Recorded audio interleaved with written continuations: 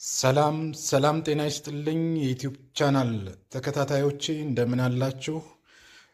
በዛሬው ዕለት ስለ shift in demand and movement along demand curve በሚል ርዕስ ማለት ነው ተጨማሪ ግብዓት ሊሆናችሁ የሚችል ትምህርት ይዤላችሁ ቀርብ ያለሁኝ። እንግዲህ shift in demand and movement along demand curve ስንል ቴጅቫን ፔቲንጀር የተባለ ሰው በድረገጽ ማለት ነው ለንባብ ያበቃው ነው ዛሬ የምንነጋገርበት።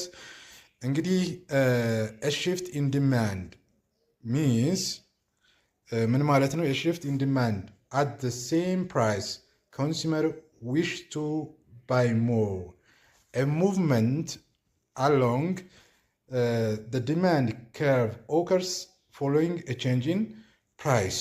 ምንድነው movement ብዙውን ጊዜ along the demand curve ላይ የሚከሰተው change due to price ማለት ነው።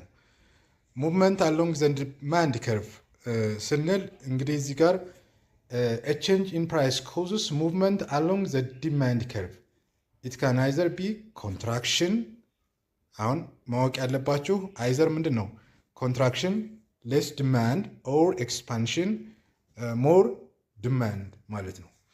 ግራፉ ላይ እንደምንመለከተው እዚህ ጋር ማለት ነው የሚያሳየን የሙቭመንት አሎንግ ዲማንድ ከርቭ ቀስቱ በሚያሳየን መንገድ ማለት ነው። እንግዲህ ኮንትራክሽን ኢን ዲማንድ ስንል ምን ማለታችን ነው? an increase in price from $12 to $16 caused movement along the demand curve and quantity demand falls from 80 to 60.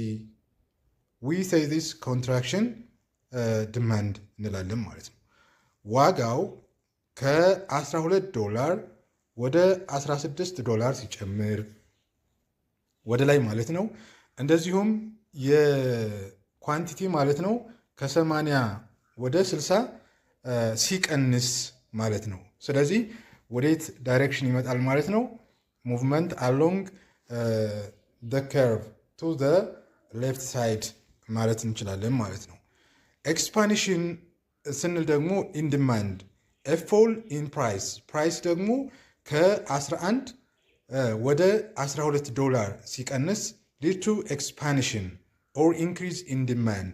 As price falls, there is a movement along the demand curve and more is bought. ስለዚህ ዋጋ ሲቀንስ ከ$16 ወደ $12